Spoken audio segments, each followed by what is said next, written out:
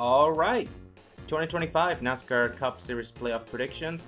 Apologies for keeping y'all waiting, but the reason this video is coming out now instead of earlier in the week is because I spent a lot of back and forth trying to figure out who I thought would advance, who I thought wouldn't advance, because there's a lot of variance in these playoffs. I could see a lot of things go one way or the other that I couldn't with 100% confidence make a confident prediction. I just couldn't, okay?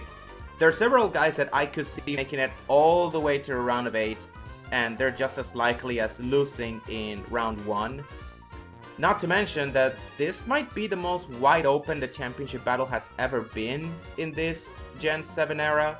Yes, I know William Byron ran away with the regular season title and he clinched it with one race to go, but outside of the Iowa win, he has not looked championship caliber as of late if we go by the eye test. I mean, look at the round of 16.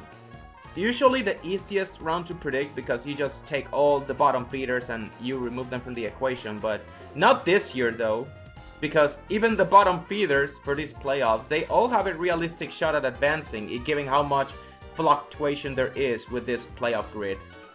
And by fluctuation, I mean Shane Van Gisbergen, SVG. We all know the only reason he's even in the playoffs is because of his performance on road courses. What we didn't expect, however, was for him to go out and win 4 of them.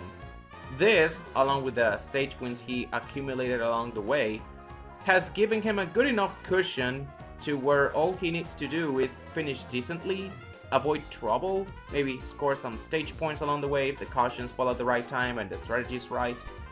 And he could advance a round of 12, where it is very possible that he wins the Roval, and if he does, he's in round of 8, just like that. Now, whether that happens remains to be seen, but the fact that it's very likely such a scenario happens is a testament to the erratic nature of this 2025 playoff grid.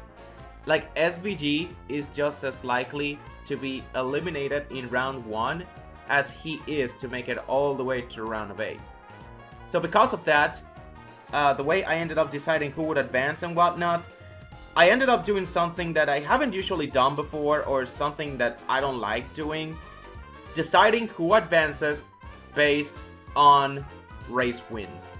That's right, I'm not going to be predicting who advances based on the tracks that are in each round. I'm going to predict the actual winners of every playoff race. This is the only way I can make all of this work. And while the result was not perfect, it came out good enough for me to make it into a compelling video. So let's get started. Alright, so round 1, Darlington, Gateway, and Bristol. Southern 500 winner, I'm going to say Tyler Reddick. Winless in the regular season, 2311 needs a spark. Darlington is running his wheelhouse, fits his driving style.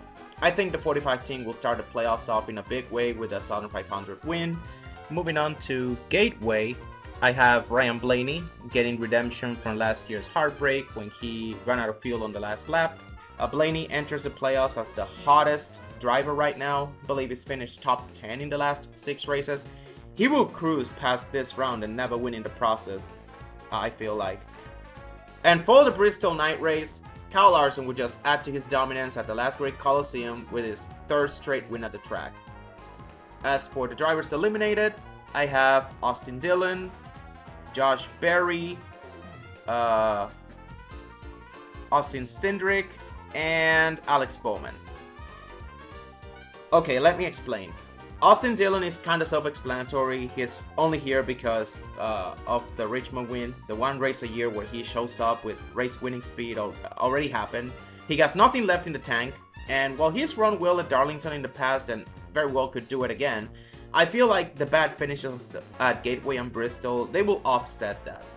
RCR hasn't been particularly stellar at the short tracks with the Gen 7, and sadly I feel like this will be the 3 teams' undoing.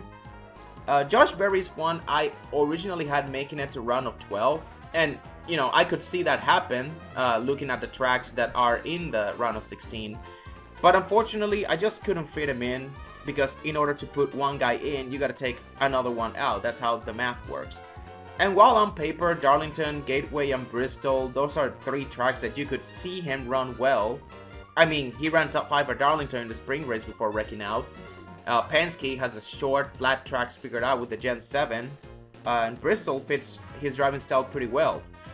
But the thing about this 21 team is that they're very prone to mistakes and inconsistent, and Barry has not earned a single top 5 finish since that Vegas win. Yes, they closed out the regular season with 2 straight top 10s, but again, like I said, inconsistency, momentum swings. The trends are not in Josh Berry's favor. Even if he has a good Darlington race, there's no guarantee he will do well at either Gateway or Bristol, for example. With this 21 team, it's one race at a time, and given their hit or miss nature, it's more than likely they will be out. I may be wrong though, so just a heads up.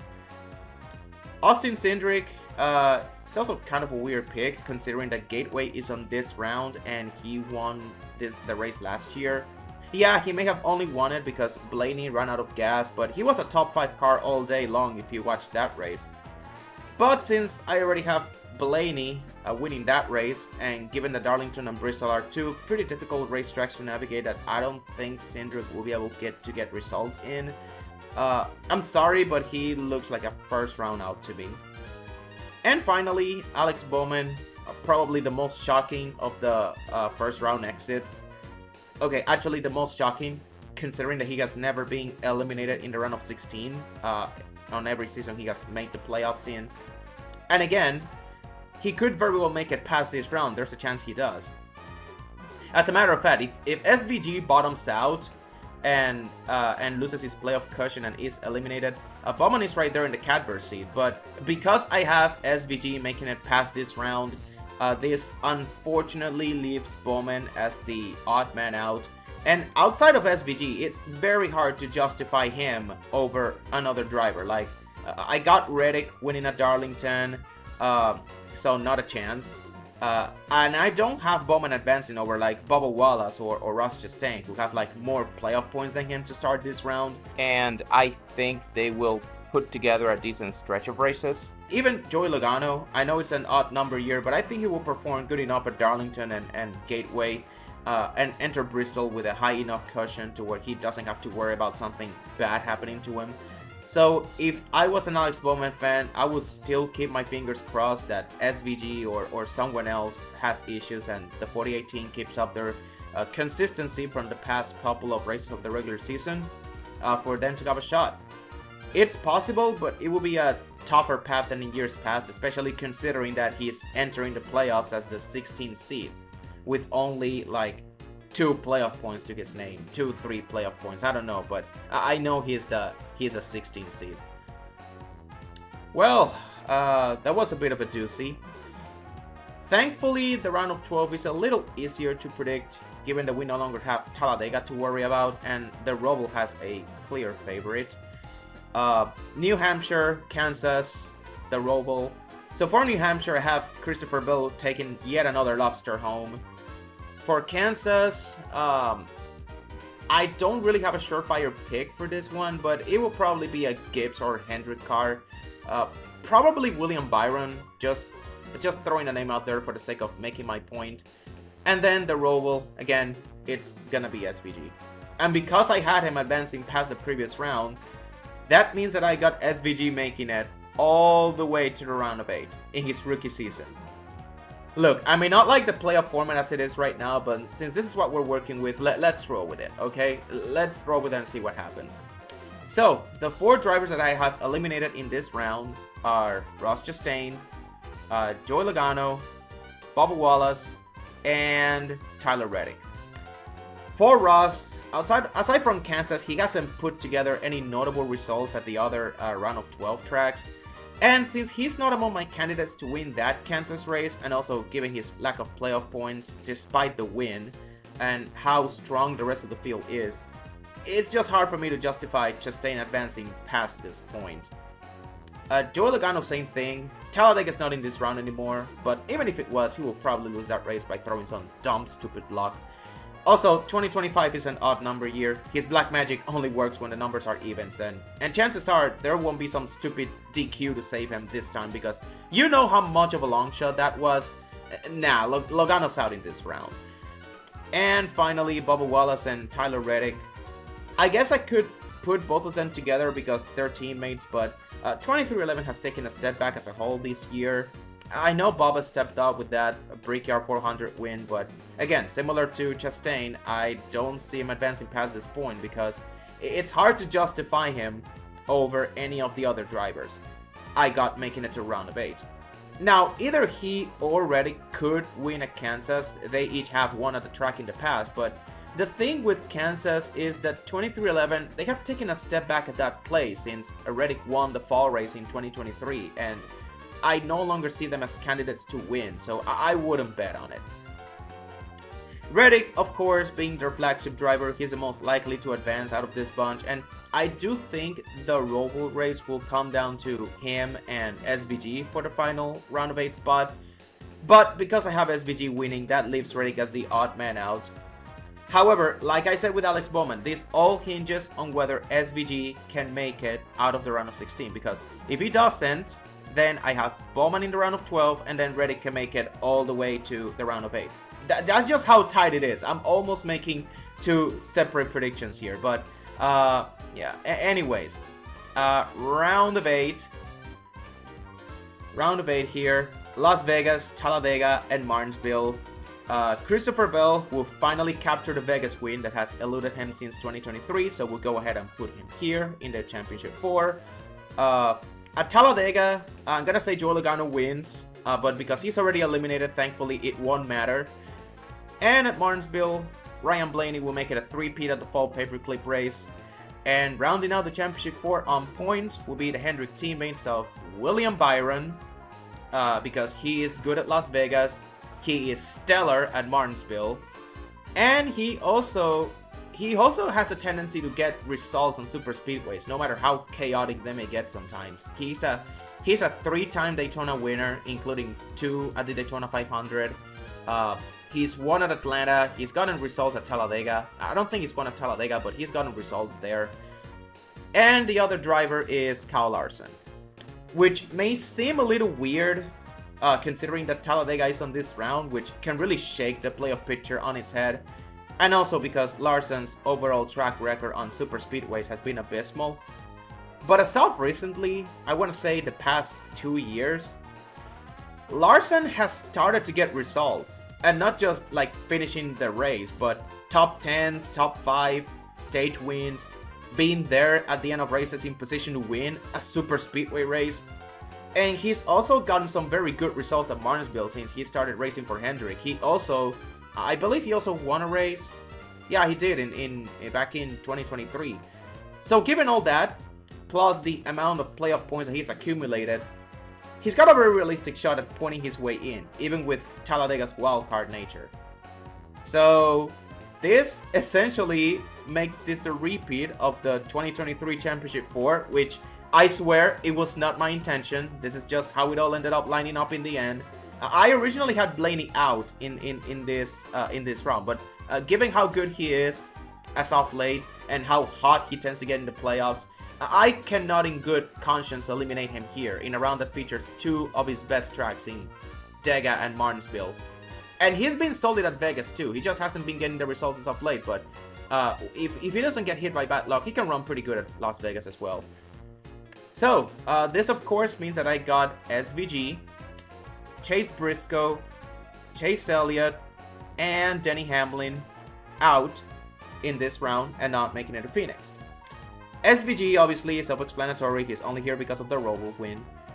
Chase Briscoe, he might be the dark horse in this year's playoffs when you think about it, because if he can make it to Phoenix, he has a shot, and there's a path for him to make it there, because he's gotten some good results at Darlington. Well, he won at Darlington last year at the Southern 500.